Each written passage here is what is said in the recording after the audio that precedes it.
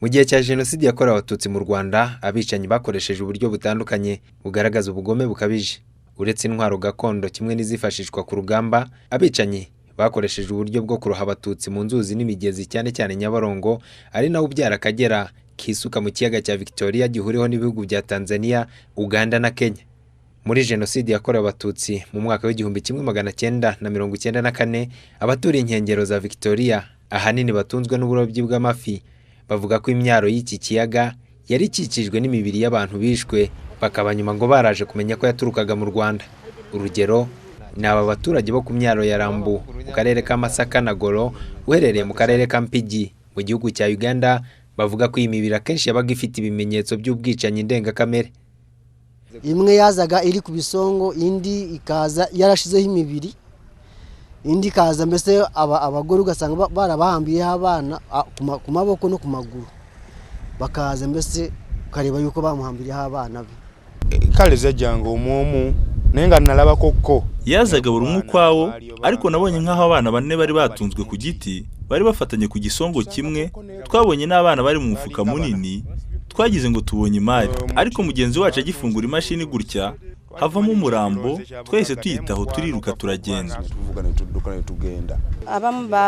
Bamwe bari bacitse amaboko, amaguru, abandi bacitse ibice byose by'umubiri, hari abo bari baciye amajosi.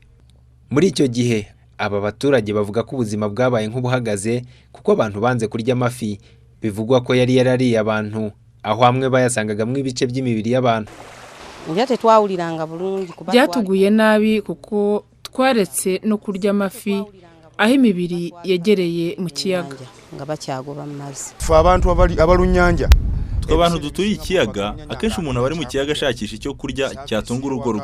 Ubwo isoko ry'amafi ryarabuze muri ibyo bihe. Abantu baravuze ngo amafi yariye abantu, hari nk'uwavuze ngo yabaze ifi asangamo isaha, bisa nk'aho yamize akaboko k'umuntu. Zemputa nagibaze nengisanga mu esawa.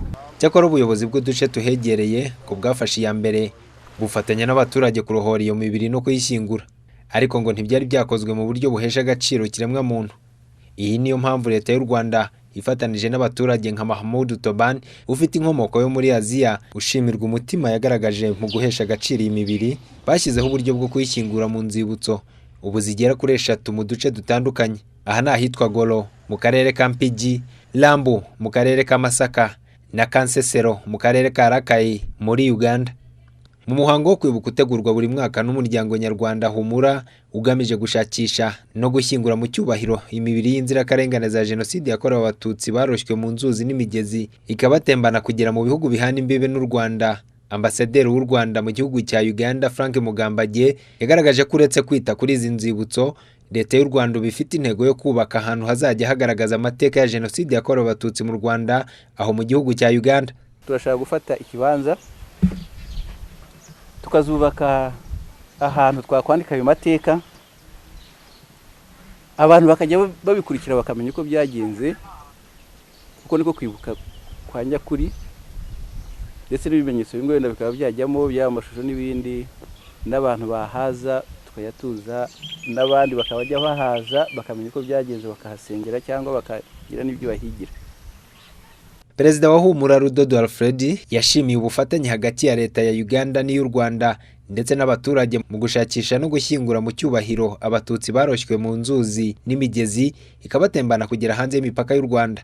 Bamwe mu banyarwanda batuye muri iki gihugu cya Uganda bavuga ko bizabafasha kwibuka ababo bishwe muri Jenoside yakorewe Abatutsi kandi bagashobora no kwereka ababakomokaho ayo mateka mabi.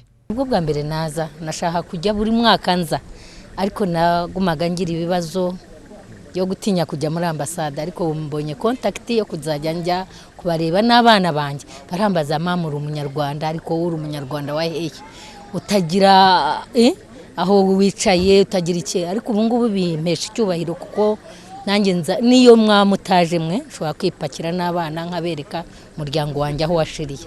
Kugeza ubu umubare w'abashyinguwe mu nzibutso zose hamwe uko ari 3 ziri mu gihugu cya Uganda ugera ku 1144.